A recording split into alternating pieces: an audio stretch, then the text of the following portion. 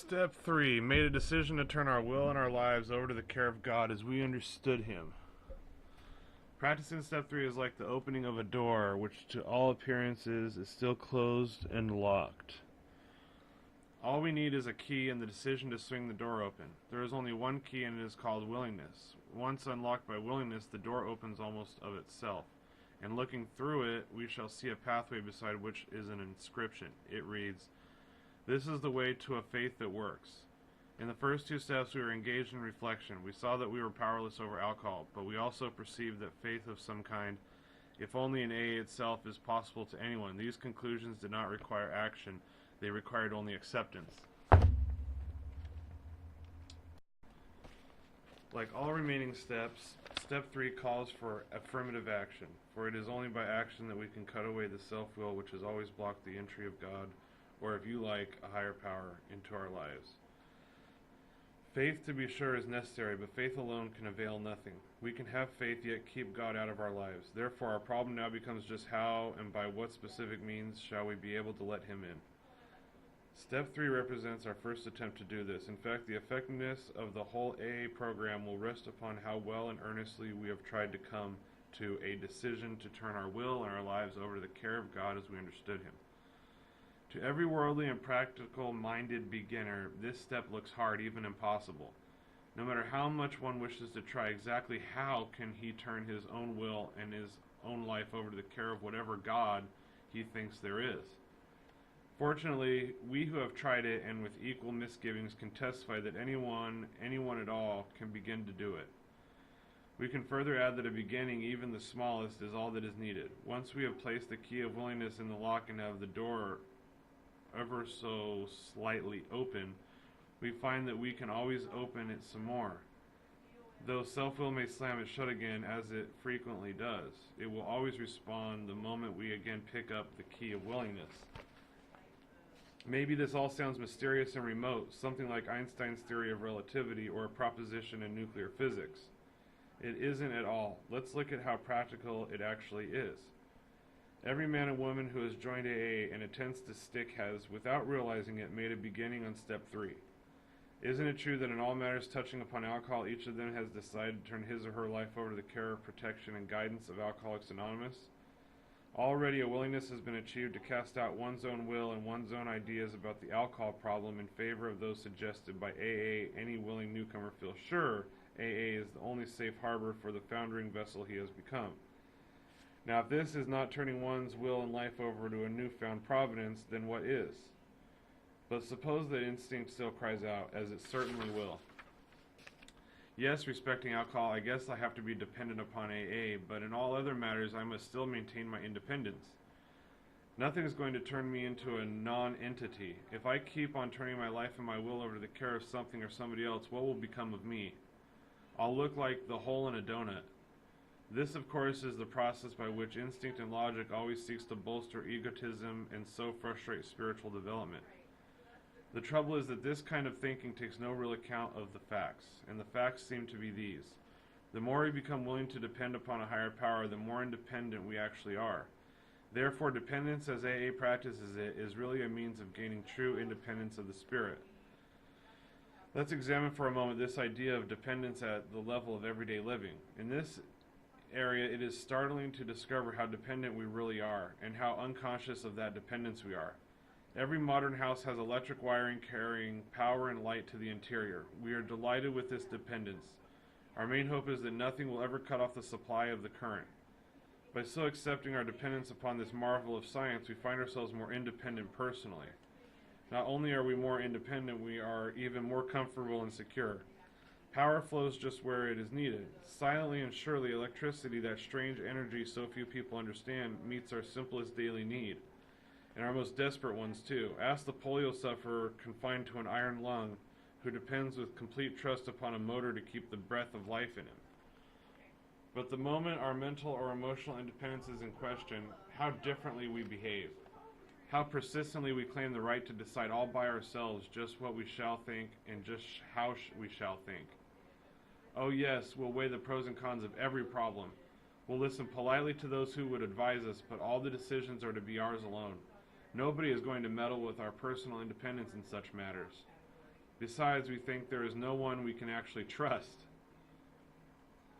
We are certain that our intelligence, backed by willpower, can rightly control our inner lives and guarantee us success in the world we live in. This brave philosophy wherein each man plays God sounds good in the speaking, but it still has to meet the acid test. How well does it actually work? One good look in the mirror ought to be answer enough for any alcoholic. Should his own image in the mirror be too awful to contemplate, and it usually is, he might first take a look at the results normal people are getting from self-sufficiency. Everywhere he sees people filled with anger and fear, society breaking up into warring fragments. Each fragment says to each other, "We are right and you are wrong." Every such pressure group, if it is strong enough, self-righteously imposes its will on the rest. And everywhere the same thing is being done on an individual basis. The sum of all this mighty effort is less peace and less brotherhood than before. The philosophy of self-sufficiency is not paying us off. Plainly enough, it is a bone-crushing juggernaut whose financial achievement is ruined. Therefore, we who are alcoholics can consider ourselves fortunate indeed.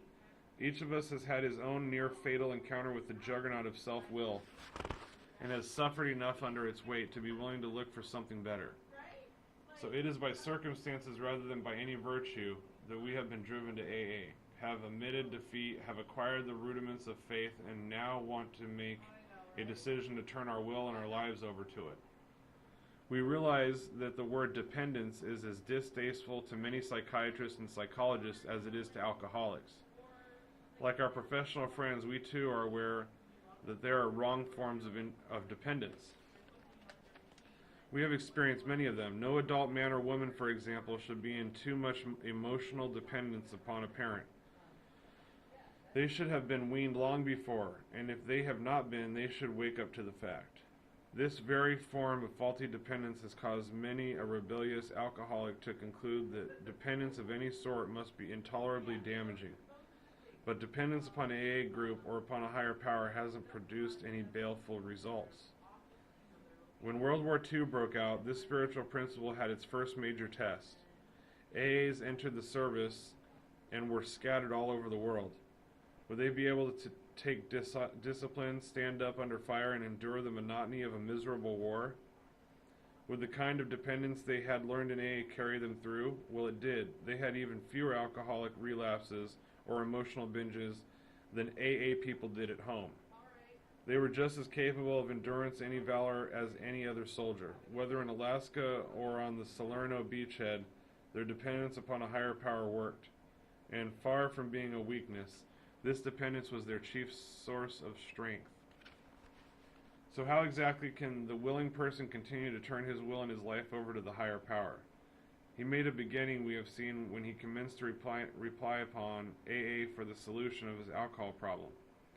By now, though, the chances are that he has become convinced that he has more problems than alcohol, and that some of these refuse to be solved by all the sheer personal determination and courage that he can muster. They simply will not budge. They make him desperately unhappy and threaten his newfound sobriety. Our friend is still victimized by remorse and guilt when he thinks of yesterday. Bitterness still overpowers him when he broods upon those he still envies or hates. His financial insecurity worries him sick, and panic takes over when he thinks all the bridges to safety that alcohol burned behind him. And how shall he ever straighten out that awful jam that cost him the affection of his family and separate him from them? His lone courage and unaided will cannot do it. Surely he must now depend upon somebody or something else. At first, that somebody is likely to be his closest AA friend. He relies upon the assurance that his many troubles, now made more accurate because he cannot use alcohol to kill the pain, can be solved too. Of course, the sponsor points out that our friend's life is still unmanageable, even though he is sober. That, after all, only a bare start in AA's program has been made. More sobriety brought about by the admission of alcoholism and by attendance at a few meetings is a very good indeed. But it is bound to be a far cry from permanent sobriety and a contented, useful life. That is just where the remaining steps of the AA program come in. Nothing short of continuous action upon these as a way of life can bring the much desired result. Then it is explained that other steps of the AA program can be practiced with success only when step 3 is given a determined and persistent trial. This statement may surprise newcomers who have experienced nothing but constant deflation and a growing conviction that human will is of no value whatever. They have become persuaded, and rightly so, that many problems besides alcohol will not yield to a headlong assaulted power by the individual alone. But now it appears that there are certain things which only the individual can do. All by himself and in the light of his own circumstances, he needs to develop the quality of willingness. When he acquires willingness, he is the only one who can make the decision to exert himself. Trying to do this is an act of his own will. All of the 12 steps require sustained and personal exertion to conform to their principles, and so we trust to God's will. It is when we try to make our will conform with God's that we begin to use it rightly. To all of us, this is a most wonderful revelation. Our whole trouble had been the misuse of willpower. We had tried to bombard our problems with it instead of attempting to bring it into agreement with God's intentions for us. To make this increasingly possible in the purpose of AA's 12 steps, and step 3 opens the door. Once we have come into agreement with these ideas, it is really easy to begin the practice of step 3. In all times of emotional disturbance or indecision, we can pause, ask for quiet, and in the stillness simply say, God, grant me the serenity to accept the things I cannot change, courage to change the things I can, and the wisdom to know the difference. Thy will, not mine, be done. How do you like your story time? It's great. How you doing? Okay. Okay.